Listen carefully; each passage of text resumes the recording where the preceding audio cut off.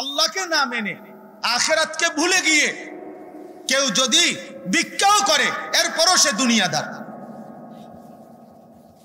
এরপরও সে দুনিয়া লুভী। যদিও ভিক্ষুক, কেন? সে তো সেজদা দেয় না, মানে সে তো আল্লাহর গোলামি করে না, বরঞ্চ নামাজ রোজা বন্দেগী করে না। যেই সমস্ত দুর্বল ভিক্ষুক, ফকির, অভাবী, অথচ আল্লাহর ইবাদত করে না, আল্লাহকে মানে না, নামাজ বন্দেগী হালাল হারামের পার্থক্য করে না, আবার ভিক্ষাও করে, আবার ফকিরও অভাবীও, ও চূড়ান্ত গাদ্দার, ও প্রচন্ড গাদ্দার। ও এত বড় গাদ্দার যে আল্লাহ তাকে দুনিয়া দেয় নাই, এরপরও সে আল্লাহর নাফরমানি ছাড়ে না। কিরে বেটা, তুই তো টাকাও পাইলি না, দুনিয়াও পাইলি না, তো তুমি কেন আখিরাত ছেড়ে দিলে? ওই বেটা তো ভুলে গেছে আল্লাহকে, দুনিয়া খুব পাইছে দেখে। তোমার কি? তুমি কি কারণে? ইমাম গাজালি রাহমাতুল্লাহ আলাইহির জন্য বলছেন যে ফকির কিন্তু মুতাকাব্বির, অহংকারী ফকির, যে আল্লাহর সিজদা দেয় না, সেজদা দেয় না। এজন্য প্রিয় ভাই বাপ, মাগরিবের আগ মুহূর্তের এই সময়টুকু অল্প, খুব লম্বা ওয়াজ করা আমার মাকসাদ না। আলহামদুলিল্লাহ, এখানে অনেক বড় বড় উপযুক্ত আলেমে দ্বীনগণ কথা বলবেন ইনশাআল্লাহ। আমাদের বাংলাদেশের শীর্ষ বুজুর্গ হাজরাতগণ কথা বলবেন ইনশাআল্লাহ। আল্লাহ যেন সমস্ত হাজরাতদের আশা সহজ করে দেন। আমার শায়েখ ইনশাআল্লাহ বয়ান করবেন, এবং আমাদের মাদানির খানদান আওলাদ রসুল আসবেন। তো সব মিলাইয়া বরকতের একটা মাহফিল, এই রওজাতুল উলুমের মাহফিল। আমরাও ছাত্র জীবনে এখানে বসেও শুনছি, কর্মজীবনের শুরুতেও আমরা শুনছি। অতএব এটা একটা বরকতপূর্ণ মাহফিল। এক বুজুর্গের, হযরত মাওলানা ওবায়দুল্লাহ রাহমাতুল্লাহ আলাইহি, মৃত্যু পর্যন্ত যিনি উলামায়ে কেরামের সাথে দ্বীনি কাজ করে গেছেন, তার স্বপ্নের, তার কলিজা ছেড়াই প্রতিষ্ঠান, আল্লাহ যেন একে কবুল করে নেয়। আমি আপনাদের সামনে পবিত্র কোরআনুল কারীমের 21 নম্বর পারা 31 নম্বর সূরা, সূরা লোকমান, এই সূরার 2টি আয়াত তেলাওয়াত করেছি। এই 2টা আয়াতের তরজমা এবং অল্প একটু কথা, যেটুকু সময় কুলায় আপনাদের সামনে পেশ করতে চাই। আল্লাহ আমাদেরকে তৌফিক দান করুন। আমি আবারও বলছি, মোবাইল হাতে ধরে কেউ রেকর্ড করবেন না। হুজুর, পাবলিক সবার জন্য। এরপরের দমক কিন্তু শক্ত দমক হইব, কিন্তু তাইলে বুঝবেন কিন্তু দমক কারে। আপনি যদি চলে যান আমার কোনো অসুবিধা, আপনার আমি প্রয়োজনে লোক দিয়ে আগাইয়া পাঠাই দিন। আমার লোক আছে, ওই যে একজন আরো আছে, যে আপনার মতো হুজুরের ওয়াজ শুনলাম না, আপনার মতো শ্রোতার কাছে বললাম না, যান নিতে যান।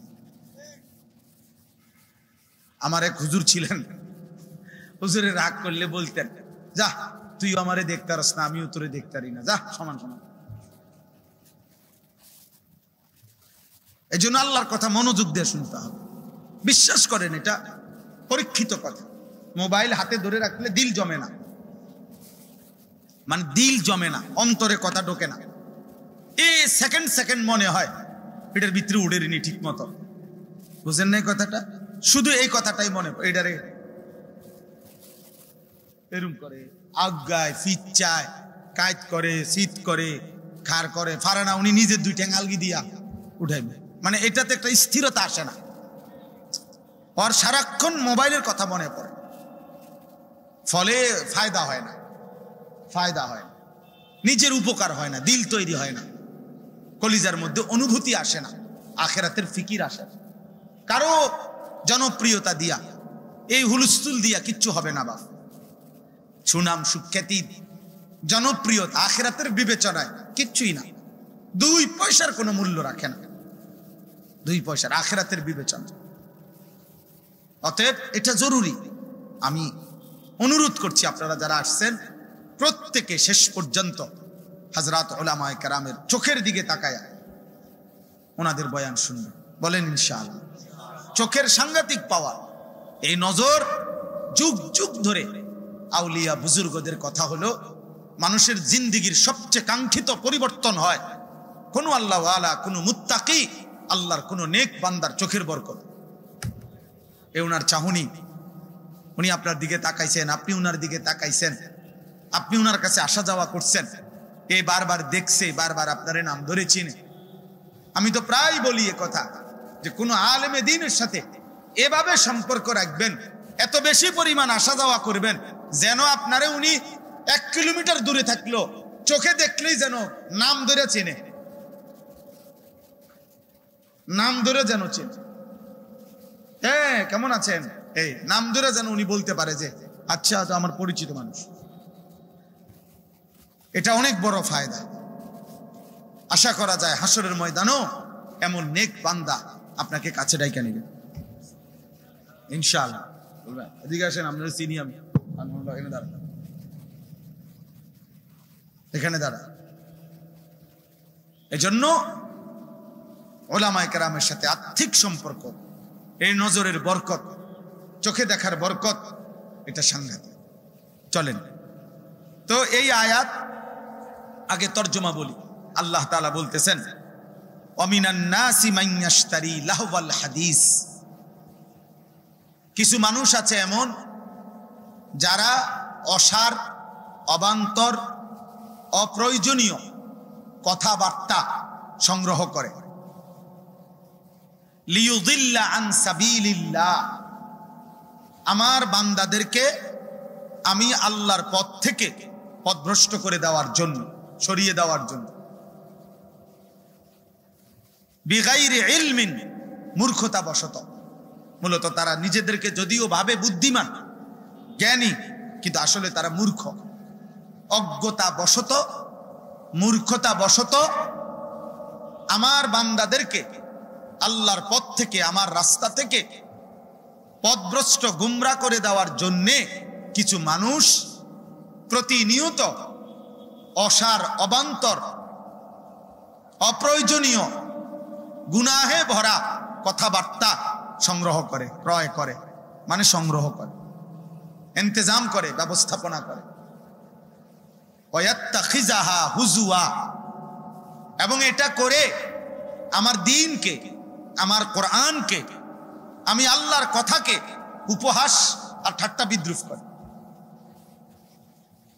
উলাইকা লাহুম আযাবুম মুহিন। আল্লাহ তাআলা বলেন, আমি আল্লাহ ওয়াদা দিচ্ছি তাদের জন্য আমি আল্লাহর কাছে রয়েছে অপমানকর, লজ্জাকর, মর্মান্তিক, সীমাহীন আযাব। আমি তাদেরকে শাস্তিও দেব, বেইজ্জতিও দেব। মুহিন অর্থ হইল অপমানকর। শুধু শাস্তি না, বরং অপমান করে শাস্তি দেব। হাসরের ময়দানে লক্ষ কোটি কোটি বান্দার সামনে ফেরেশতা যখন একটা একটা লাথি দেবে, তখন সে বুঝবে। একটা একটা ধাক্কা দিবে ফুটবলের মতো, তখন জাহান্নামের দিকে যখন টেনে নিয়ে যাবে, তখন সে বুঝবে বেইজ্জতি কাকে বলে। এই জন্য জাহান্নামীকে ভদ্রচিত ভাবে, স্বাভাবিকভাবে হাঁটাইয়া জাহান্নামের দিকে নেওয়া হবে না। হয় লাথি, নয় ধাক্কা। ধাক্কা দিতে দিতে ইয়াসলাহা মাজমুমান মাদহুরা, এই কোরআন শরীফের আয়াত। আল্লাহ বলছে জাহান্নামীকে জাহান্নামে ফেলা হবে, অপমানিত করে, ধাক্কা দিতে দিতে। আল্লাহ কোরআনে বলছে ফেরেশতাদেরকে আল্লাহ বলবে সুম্মাল জাহিমা সাল্লু, আমার নাফরমান বান্দাকে জাহান্নামে ছুঁড়ে মারো, মার, লাথি মার। এক লাথির লগে জানে গিয়া জাহান্নামে গিয়া থাম করে লাথি।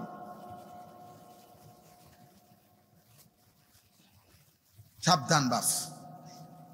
আল্লাহ তাআলা রহমান, রাহিম, গফফার, এটা যে মালিকের নাম, ওই মালিকের আরো নাম আছে। ওই মালিকের আরো নাম আছে।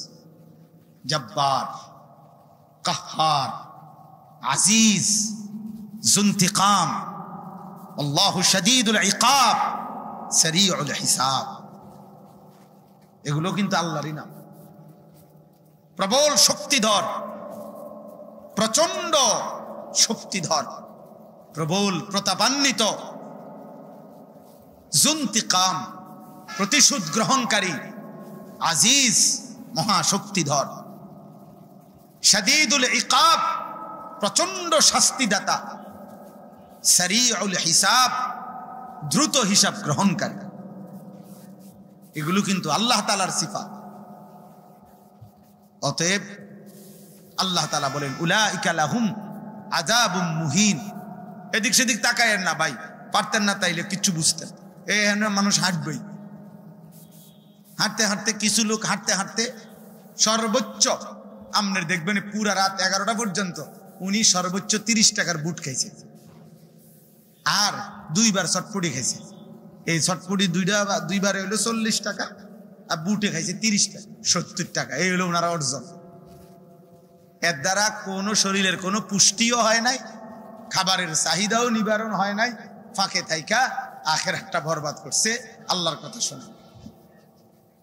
এই হলো, আমি বহু খবর চেষ্টা করছি জীবনে যে বুটের সাথে মাহফিলের সম্পর্ক কোন দিন থেকে পৃথিবীতে তৈরি হইল, এটা তালাশ করে পাই। অনেক গবেষণা করতে চেষ্টা করি যে মুনাসাবাত কি, বুট বাদামের সাথে মাহফিলের মুনাসাবাত মানে সম্পর্কটা কি, এটা কিটা আসলে কেমনে এটার লগে এটা যোগ হইল, কেমনে চালু হইল আল্লাহই বলতে পারে। তাহলে এই আয়াতের অর্থটা বুঝছেন কিনা বলেন? আমি সংক্ষিপ্ত ব্যাখ্যা করলেই বুঝবেন ইনশাআল্লাহ বিস্তারিতটা। বাকি মূল কথাটা বুঝছেন, অর্থটা? আল্লাহ বলেন আমার কিছু নাফরমান বান্দা আছে যারা প্রতিনিয়ত অপ্রয়োজনীয়, অসার, অবান্তর, গুনাহে ভরা কথাবার্তা সংগ্রহ করে, ব্যবস্থাপনা করে, ক্রয় করে, নিজেদের জন্য গ্রহণ করে। আমার বান্দাদেরকে আমি আল্লাহর রাস্তা থেকে পথভ্রষ্ট করার জন্যে মূর্খতাবশত নিজেদেরকে ভাবে তারা বুদ্ধিমান, আসলে তারা মূর্খ।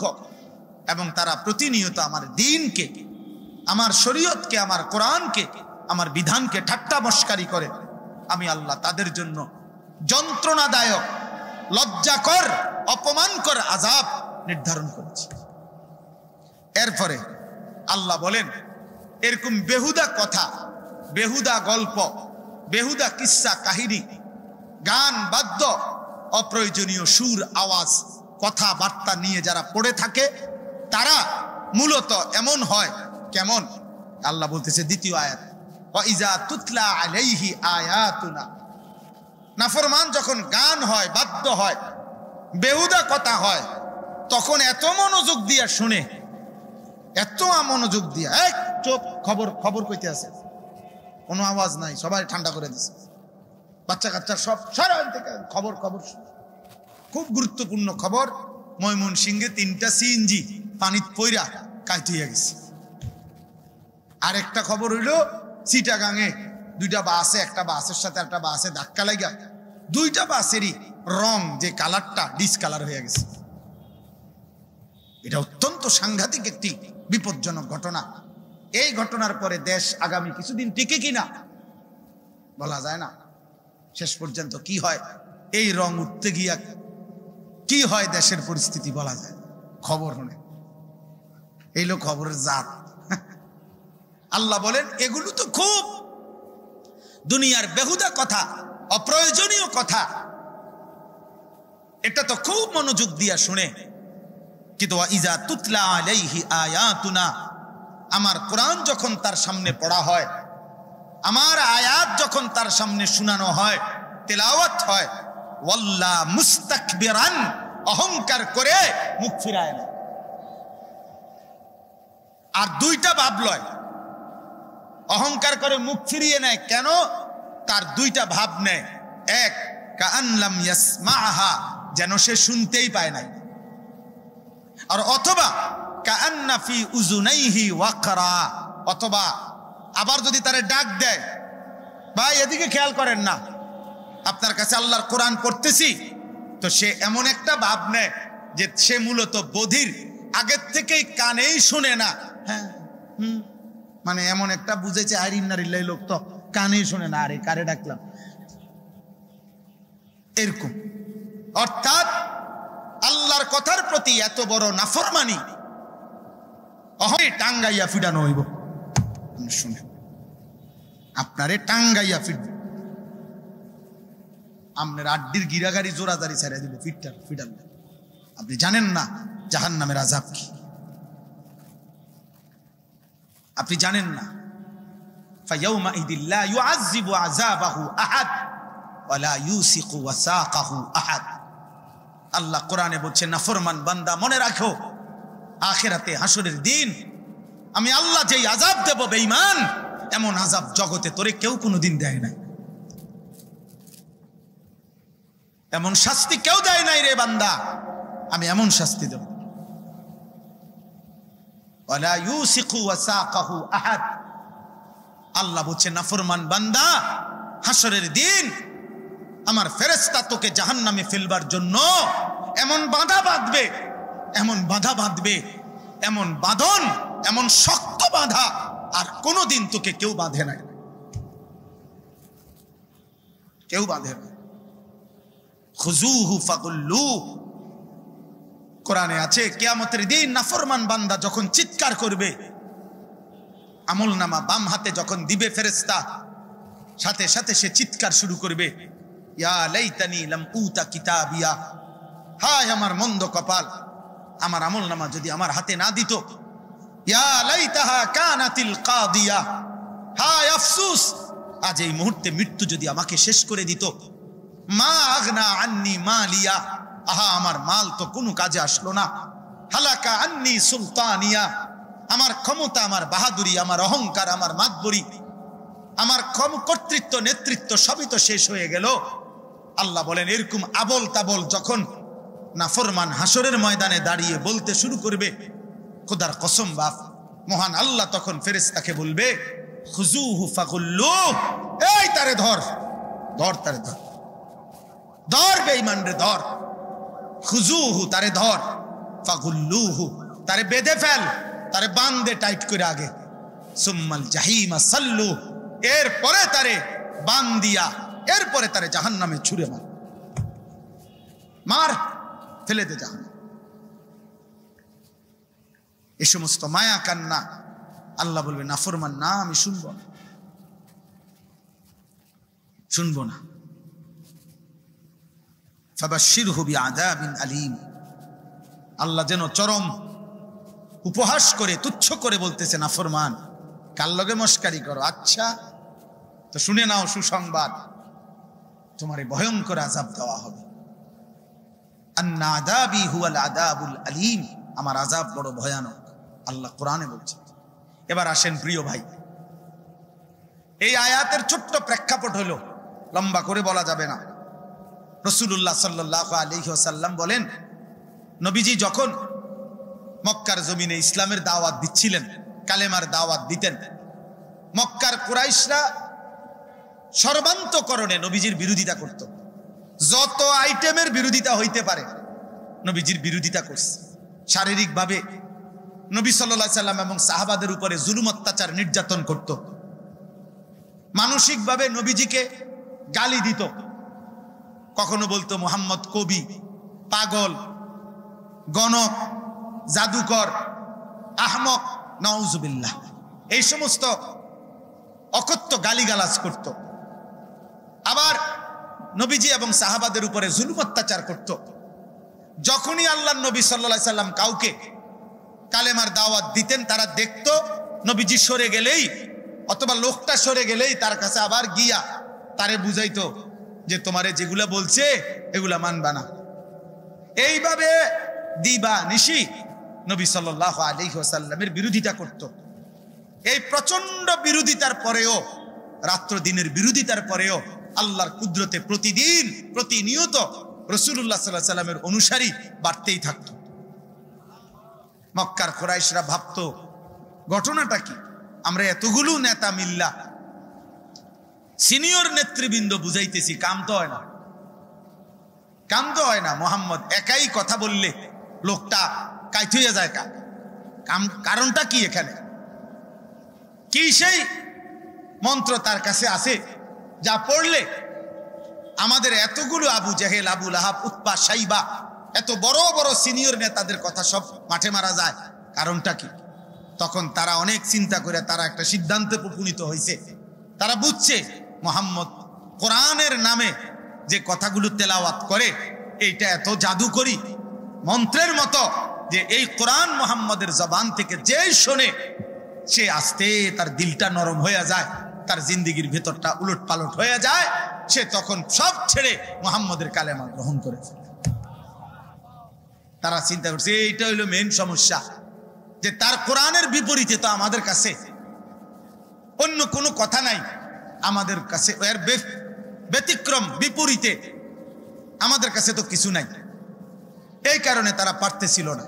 তো এটা নিয়ে তারা ভাবতো কি করা যায়। এরই মধ্যে একদিন এই মক্কার কুরাইশদের একজন সর্দার নজর ইবনে হারেস, সে ব্যবসার উদ্দেশ্যে গেছে ইরান, পারস্য। এই ইরানে গিয়ে সে ব্যবসা চলাকালীন সময়ে লক্ষ্য করছে যে অবসর টাইমে ওই অঞ্চলের মানুষ বিভিন্ন জায়গায় সন্ধ্যা হইলে বিকাল হইলে গোল হইয়া বসে, কিছু মানুষ গোল হইয়া, আর মাঝখানে একজন দাসী যে মূলত গায়িকা, সুন্দরী, নর্তকী, সে কিছু লোক বাদ্য বাজায়, আর এই বাদ্যের তালে তালে সে ওই গায়িকা, ওই নর্তকী গান গায়, আর সুরে সুরে পুরান দিনের কিচ্ছা কাহিনী, বানোয়াটি গল্প, কৌতুক, কিচ্ছা কাহিনী এগুলা সুরে সুরে তালে তালে বলে, নাচে, আর বাদ্যযন্ত্রের তা বাজে। তো সে দেখলো এই মজমাটা যখনই হয়, এই বাসের লোকগুলা যারা ওইখানে বসে একদম খুব মনোযোগ দিয়া, আগ্রহ দিয়া, আন্তরিকতা নিয়ে গভীর মনোযোগ দিয়া শুনে তাকায়া থাকে। সে চিন্তা করছে হ্যাঁ এইটা একটা বিকল্প হইতে পারে, মুহাম্মাদের কোরআনের বিপরীতে এইটা একটা বিকল্প হইতে পারে। তখন সে চড়া মূল্যে অনেক দাম দিয়া এই ইরান থেকে একজন দাসী, যে সাথে সাথে গান গাইতে জানে, নাচতে জানে, বাদ্যের তালে তালে এই গল্প কাহিনী, কিচ্ছা, বেহুদা কথা এগুলা বলে, সুরে সুরে এগুলা বলতে পারে, এমন একটা দাসী কিনে মক্কায় নিয়ে আসছে। নাউজুবিল্লাহ। এই আইনা এবার মক্কায় নেতৃবৃন্দদেরকে বলছে আমি একটা ব্যবস্থা করছি মোটামুটি। কি ব্যবস্থা? এই যে শোনো, সবাই গোল হইয়া সুন্দর করে বসো, সবাই চা দাও, একটা একটা ছোট ছোট বিস্কুটের প্যাকেট দাও, খাও সবাই, এখনই শুনবে, দেখবা কি তালটা শুরু হয়। এরপরে সে তার ওই দাসীকে সামনে আনতো, আর ওই দাসী বাদ্যের তালে তালে গাইতো, নাচতো, আর ওই সুরে সুরে গল্প কাহিনী কিচ্ছা এগুলা বলতে শুরু করলো। অল্প সময়ের ব্যবধানে কিছু অসৎ চরিত্রের যুবক, দুষ্ট প্রকৃতির কিছু মানুষ, যারা নারীতে আসক্ত, গানে আসক্ত, বাদ্যযন্ত্রে আসক্ত, এরকম কিছু দুষ্ট মানুষ ওই তার মজবার মধ্যে ভিড় করত, বসতো, আর সে ভাবতো যে হ্যাঁ মুহাম্মদ, দেখি তোমার কোরআন দিয়ে তুমি কি করো, আমিও একটা ব্যবস্থা করছি। এই ঠাট্টা মস্কারি করত। তার এই অসৎ গান বাদ্যের এই আয়োজন, গানের এই আসর, গায়িকার এই আসর, বাদ্যযন্ত্রের এই আসর যখন সে জমায়, এর বিপরীতে মহান আল্লাহ পাক রব্বুল আলামিন কোরআনুল কারীমের এই আয়াত নাজিল করছে। আল্লাহ এই আয়াত নাজিল করে ওই লাহবাল হাদিস, অপ্রয়োজনীয় কথাবার্তা, বললাম যেটার অর্থ বলছি না, অসার, অবান্তর, অযৌক্তিক, অপ্রয়োজনীয়, বেহুদা কথা, গুনাহের কথাবার্তা, এই কথা বলে আল্লাহ তাআলা এই গান, গায়িকা, বাদ্যযন্ত্র, গানের আসর, গানের মজমা এটাকেই বুঝাইছেন।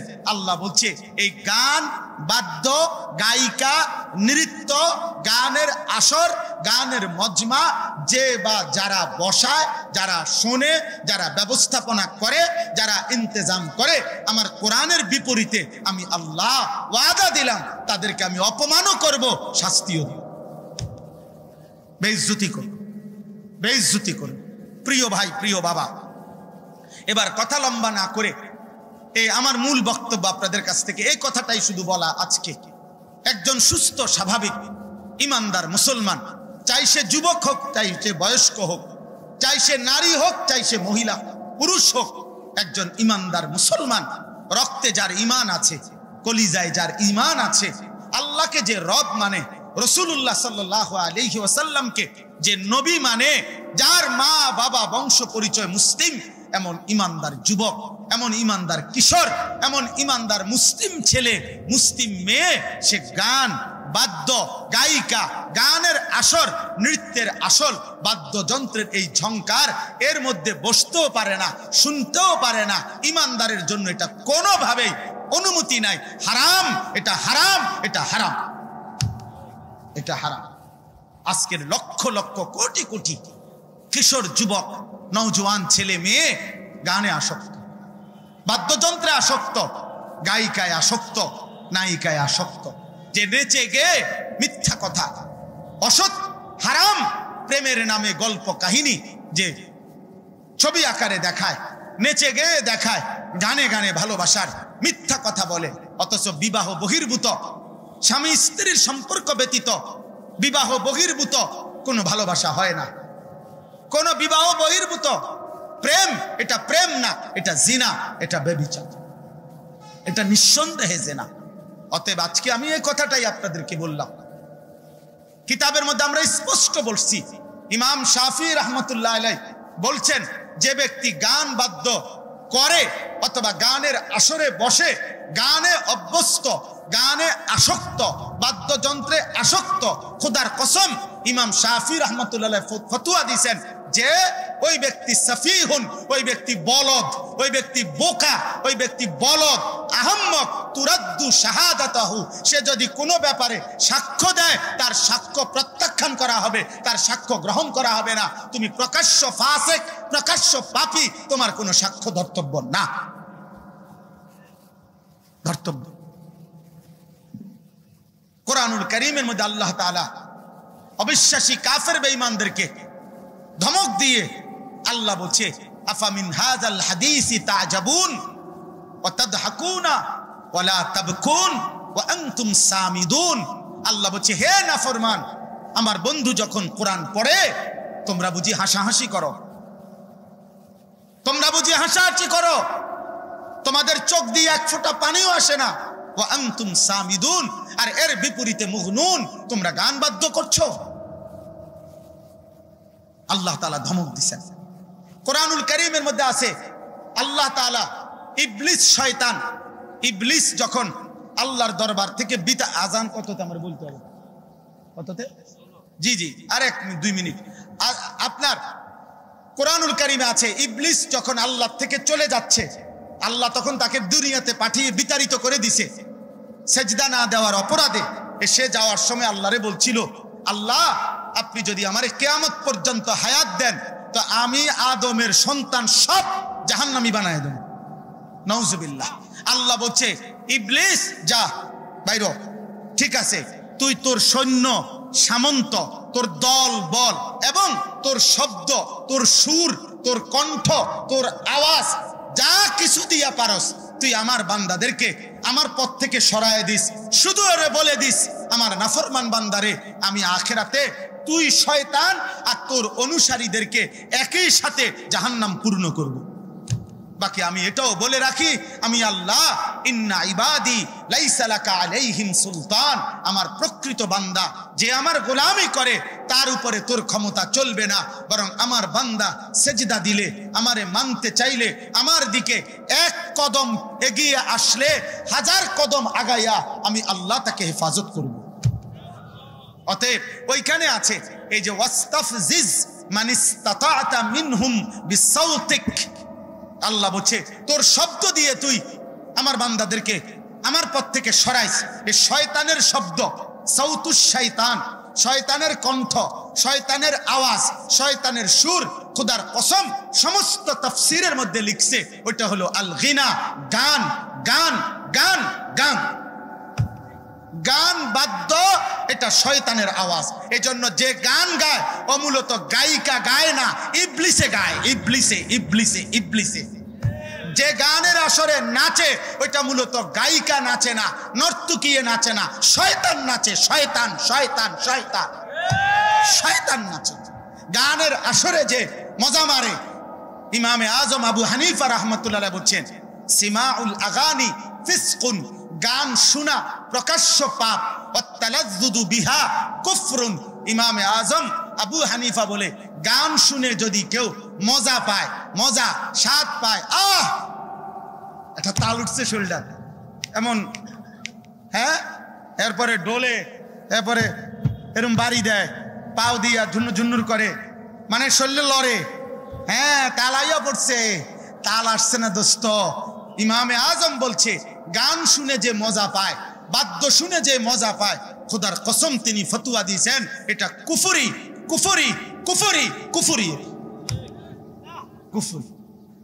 অতএব শেষ আমার কথা এটা, আর অনেক দলিল আছে, আমি শুধু এতটুকু আজকের কিশোর ভাই, নওজোয়ান ভাই প্রত্যেকের কাছে, হে মুসলমান বাবা, যাদের ঘরে প্রতিনিয়ত নাটক চলে, সিনেমা চলে, আরে টেলিভিশনের নর্তকীর আওয়াজ হয়, ওইখানে কিন্তু গান হয়, ওইখানে বাদ্য হয়, ওই আসর ফাসেকের আসর, পাপীদের ঘর ওইটা, পাপীদের আড্ডাখানা ওইটা, যেই বিবি বসে, যেই স্ত্রী সন্তান এভাবে গোলাকার হয়ে সোফায় বসে এই নর্তকীর নাচ অথবা গান বাদ্যর আওয়াজ শুনতেছে, আপনার ঘর ফাসেক ফুজ্জারের পাপীর আড্ডাখানা ছাড়া আর কিচ্ছু নাই।